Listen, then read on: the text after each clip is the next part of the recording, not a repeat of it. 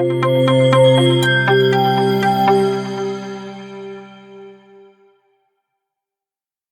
Friends, welcome to traders club. आज हम देखेंगे बैंक निफ्टी का लेवल्स क्या हो सकते हैं मंडे सेशन के लिए, और कुछ इंपॉर्टेंट लेवल्स के बारे में बात करेंगे, और एसएल हंटिंग का कुछ रूल्स के बारे में आज हम बात करेंगे। तो चलिए दोस्तों, शुरू करते हैं बिना देरी के प्रेजेंटेशन को।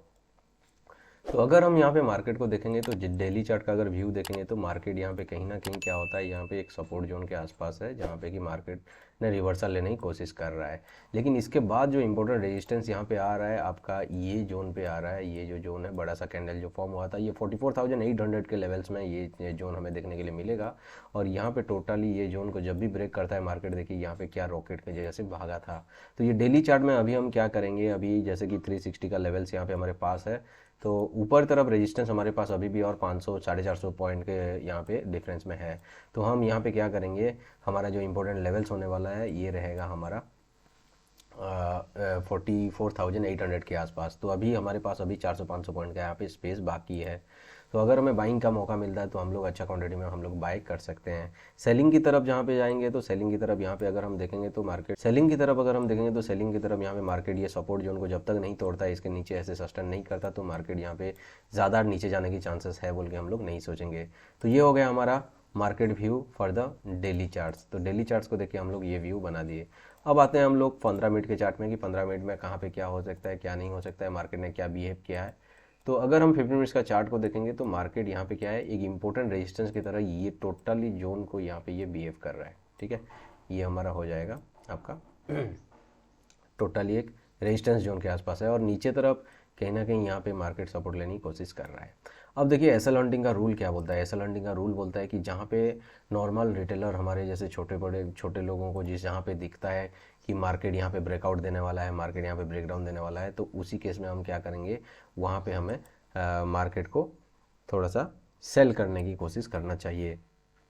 तो मार्केट यहाँ पे अगर हम देखेंगे, इसको मैं थोड़ा सा अभी देखेंगे तो ये हमारे लिए एक इम्पोर्टेंट रेजिस्टेंस जोन बन गया है। ठीक है, ये आ जाएगा 44,500 का जो लेवल्स है। ठीक है, ये इंपॉर्टेंट रेजिस्टेंस जोन बनेगा, और उसके बाद यहाँ पे ये जो प्रीवियस डे लो है, और ये जो जोन है हमारा 247 से 190, 247 से 200, ये एक इम्पोर्टेंट जोन हमारा बन गया।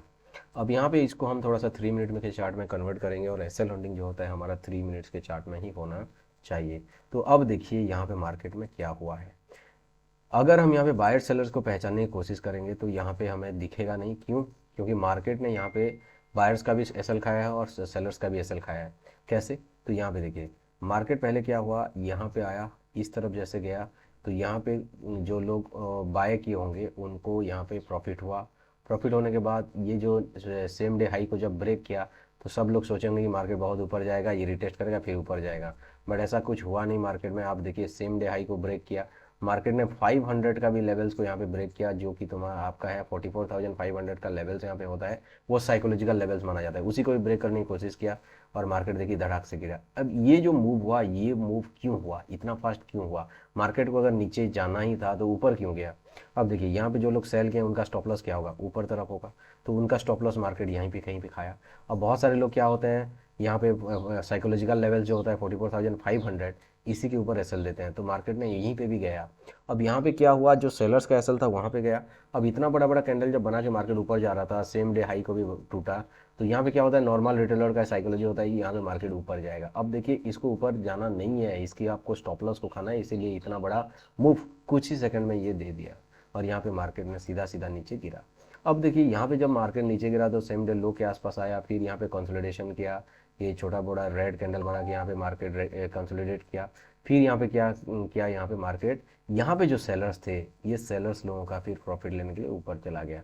अब देखिए मार्केट ये सेलर्स को भी हटा दिया, ये बायर्स को भी हटा दिया। अब मार्केट में थोड़ा सा देखेंगे तो सेम डे का जो बायर सेलर्स हैं वो और नहीं है। ठीक है, तो हमारा क्या प्लान ऑफ एक्शन होना चाहिए? प्लान ऑफ एक्शन हमारा ये होना चाहिए कि अगर मार्केट कल गैप अप खुलता है, ठीक है, यहीं कहीं पे अगर खुलता है, तो हम यहाँ पे साइकोलॉजिकल लेवल्स के आसपास थोड़ा सा सेल करेंगे। अब क्लोजिंग प्राइस में याद रखिएगा, बायर्स और सेलर्स दोनों रहते हैं, यहाँ पे बायर्स भी रहेगा और सेलर्स भी रहेगा।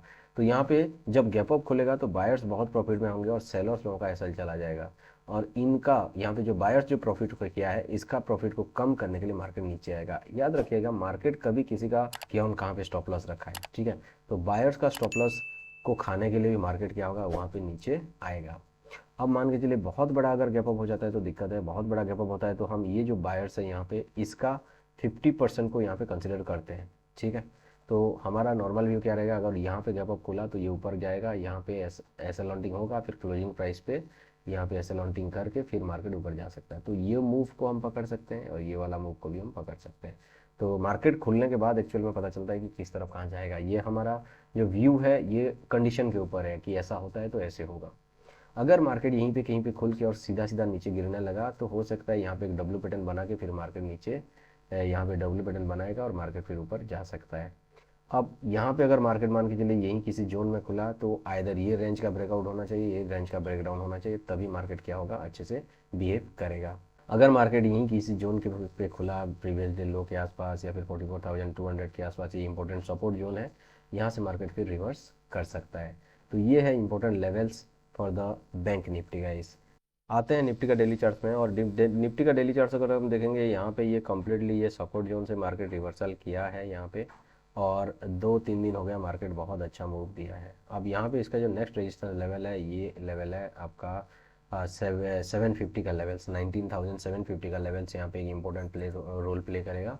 और इसके बाद यहाँ पे अगर हम देखेंगे तो ये बहुत गैप अप खुल के भी मार्केट क्या है, निफ्टी 2-3 दिन सेशन में यहाँ पे बहुत अच्छा मूवमेंट दे चुका है। तो हम ये मानेंगे कि बुलिश है मार्केट करके, और यहाँ पे हमारा जो नेक्स्ट रेजिस्टेंस रहेगा ये हमारा रहेगा ये पोजीशन में 750 का, ये हमारा रेजिस्टेंस रहेगा। तो अभी भी हमारे पास 100 पॉइंट का है, तो हम लोग को अगर बाइंग करने का मूवमेंट मिलेगा, बाइंग करने का मौका मिलेगा, तो हम लोग अच्छा क्वांटिटी में यहाँ पे बाइंग कर सकते हैं। तो अभी हमारा डेली का जो व्यू है ये थोड़ा सा बुलिश है, और हम बाइंग तरफ भी अपना क्वांटिटी बढ़ा सकते हैं। तो देखते हैं हम लोग 15 मिनट्स का चार्ट में कि मार्केट में क्या बिहेवियर हुआ है, और उसके बाद हम लोग 3 मिनट्स में हम लोग चलेंगे। तो यहाँ पे अगर हम मार्केट को देखेंगे तो बहुत दिनों से मार्केट क्या हुआ है, गैप अप खुला है, नीचे आया है, फिर ऊपर गया है। यहाँ पे अगर आप एक नॉर्मल सी चीज़ें देखेंगे, यहाँ पे भी देखिए मार्केट गैप डाउन खुला, ऊपर आया, फिर सेल हो गया। मार्केट यहाँ पे गैप डाउन खुला, आया और नीचे आया, ऊपर सेल हो गया। अब यहाँ पे देखिए गैप अप खुला, नीचे आया, फिर ऊपर गया, गैप अप खुला, नीचे आया, फिर ऊपर गया। तो ये ट्रेंड जो है ये निफ्टी में कंटिन्यू है गैप अप खुलने के बाद। अगर हम यहाँ पे 3 मिनट्स का चार्ट को देखेंगे तो previous day high, previous day लो हमारे लिए इंपॉर्टेंट जोन बन जाएगा, वहाँ पे हम लोग ऐसा लॉन्डिंग के बारे में सोच सकते हैं। तो ये हो जाएगा हमारा प्रीवियस डे हाई, मतलब कल का ही प्रीवियस सेशन का, और ये प्रीवियस सेशन का लो हो जाएगा, और यहाँ पे हमारा हो जाएगा प्रीवियस सेशन का क्लोजिंग। अब मार्केट मार्केट मान के चलिए यहीं कहीं पे खुलता है ये किसी जोन में, तो यहाँ पे हम प्रॉपरली देखेंगे कि मार्केट कहाँ पे सस्टेन कर रहा है, नहीं कर रहा है। अगर ये लेवल्स के ऊपर यहाँ पे जाता है तो एक बार के लिए यहाँ पे ऐसा लॉन्टिंग करके छोटा सा टारगेट हम नीचे तरफ लेंगे। आप देखिए हमारा डेली व्यू जो है वो ऊपर तरफ के लिए है। अगर यहाँ पे हमें गैप डाउन मिलता है, यहाँ पे नीचे तरफ मिलता है, और यहाँ पे ऐसा लॉन्डिंग होता है, तो हम ऊपर तरफ के लिए ले सकते हैं।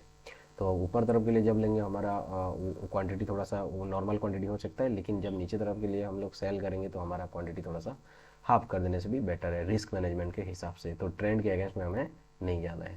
तो यहाँ पे हो गया हमारा इसी जोन में अगर खुलेगा, तो अगर गैप डाउन खुला गाइस, तो गैप डाउन खुलेगा तो ये प्रीवियस डे लो से ऐसे लॉन्ट करेगा, या फिर ये जो गैप आप देख रहे हैं ये गैप से भी ऐसे लॉन्टिंग होकर मार्केट ऊपर जा सकता है। तो हम जो रिट्रेसमेंट वाला जो मूव रहेगा उसी को पकड़ेंगे, और यहाँ पे हमारा टारगेट हमें मिल जाएगा। और अगर फ्लैट खुलता है तो मैं ट्रेड करने की कोशिश नहीं करूँगा फ्लैट खुलेगा तो, क्योंकि निफ्टी में थोड़ा सा मुझे अभी के लिए कन्फ्यूजन है। अगर ये गैप डाउन खुलता है और नीचे आता है तब मैं ट्रेड करूँगा, या फिर गैप अप खुल के थोड़ा सा ऊपर जाता है तो नीचे आने की कोशिश रहेगा तब मैं ट्रेड करूँगा। तो ये व्यू है हमारा निफ्टी के लिए। So these are the levels guys. आपको कुछ समझ में आया होगा, कुछ सीखने के लिए मिला होगा, मैं होप करता हूँ। और keep subscribing and keep supporting our traders club. Thank you very much guys.